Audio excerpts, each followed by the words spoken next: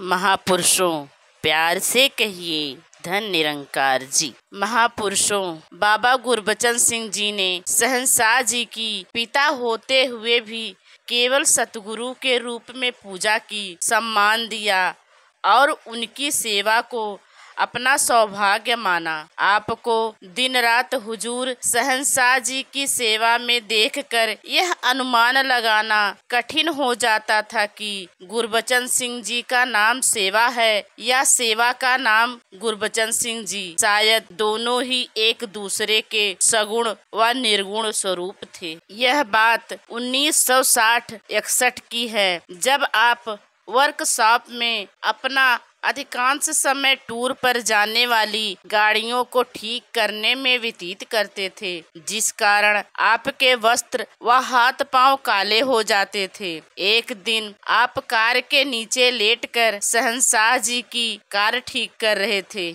आपके वस्त्रों और हाथ पांव का हाल देखकर भापा रामचंद्र जी कपूरथला वाले ने कहा, सेठ साहब, आप कुछ तो अपनी मान मर्यादा का ध्यान रखा करो। यह हाथ पांव काला करने वाले काम आपको शोभा नहीं देते।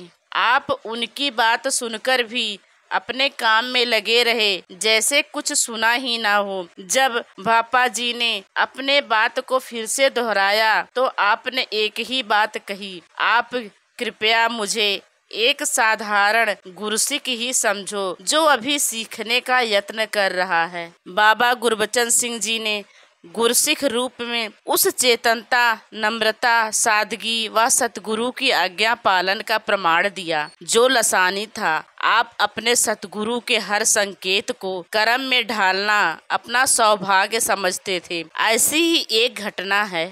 एक बार हुजूर शहंशाह जी निरंकारी कोठी के आंगन में रात के समय सैर कर रहे थे। अगले दिन सुबह शहंशाह जी ने महाराष्ट्र के टूर पर जाना था। सैर करते हुए शहंशाह जी ने फरमाया, सुबह टूर भी करने जाना है, लेकिन जाने से पहले भापा रामचंद्र जी से मिलने का दिल था। हुजूर ने तो बचन सहज में ही कहा था, जिसे सेठ गुरबचन सिंह जी सहित सैर कर रहे अन्य महापुरुषों ने भी सुना था, लेकिन एक सेठ गुरबचन सिंह जी ही थे जिन्होंने एकदम बचन को पकड़ ही लिया। आप वहीं से पीछे मुड़ गए। रात के लगभग 8 बज चुके थे। आपने कार ली और चल पड़े पंजाब के शहर कपूरथला की ओर। लगभग 5-6 घंटे का सफर करके आधी रात को कपूरथला पहुँचे। पूज्य भापा जी तो पहले ही एक पूर्ण समर्पित गुरसिख थे। वह भी 5-7 मिनट में ही कपड़ों का एक जोड़ा